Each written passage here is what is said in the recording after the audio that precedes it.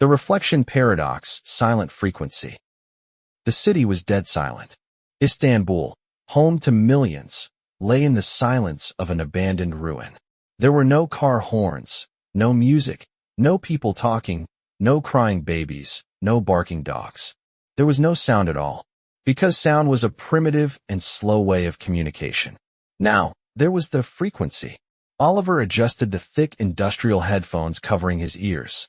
These headphones weren't meant to block the silence outside, but the noise inside. The neural network known as the unity drifted through the air like an invisible fog, trying to pull in anyone whose mind was empty. The rusty door of his shelter creaked open. Oliver raised his crowbar, but he wasn't facing an army. It was only Sterling.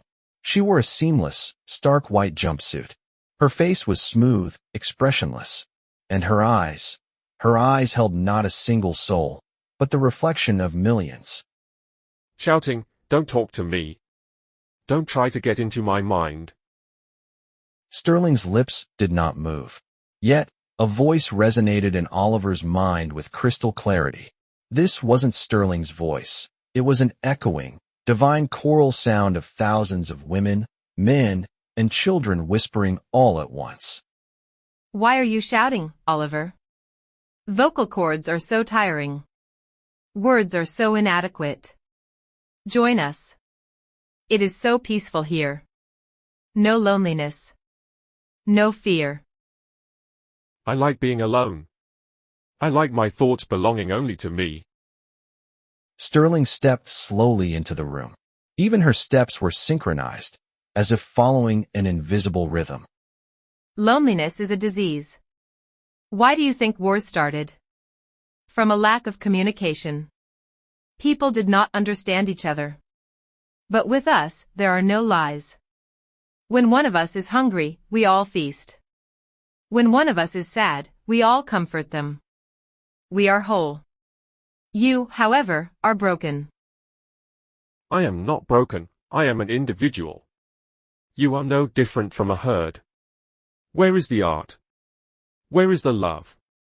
If everyone thinks the same thing, how can a new idea ever be born? Sterling smiled. It was a terrifying smile because the moment she smiled, 8 billion other people around the world smiled at the exact same time. Art is the aesthetic of chaos. We have eliminated chaos. Love is the struggle of two halves to unite. We are already united. You still say I, Oliver. How selfish. Billions of your brothers and sisters are waiting for you outside. Open that small, dark room in your mind. Backing away, no. You didn't bring peace. You murdered humanity. This is a living graveyard. Oliver pulled an old MP3 player from his pocket. This was his final weapon. He took off his headphones and turned the MP3 player to maximum volume on speaker mode. A distorted, high-decibel heavy metal track filled the room. Sterling flinched. That divine serenity on her face vanished. She squinted. The noise was disrupting the delicate frequency of the hive mind. Screaming in pain, turn it off. This is chaos.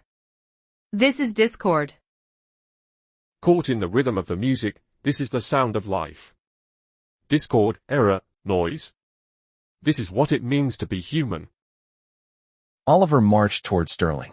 Sterling tried to cover her ears with her hands, but even if her physical ears didn't hear it, the connection was breaking as the frequency distorted.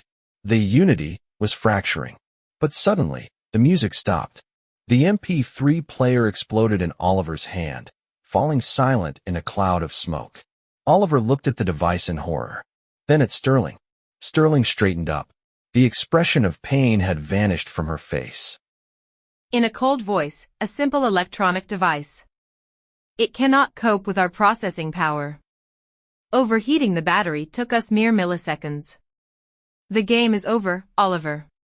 You are the final piece. The last missing piece of the puzzle.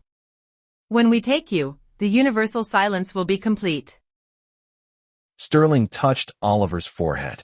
Oliver tried to resist, but his mind was invaded as if the floodgates of a dam had burst open. Billions of memories, billions of thoughts, billions of voices poured into him all at once. He tried to remember his own name. Oliver. Oliver.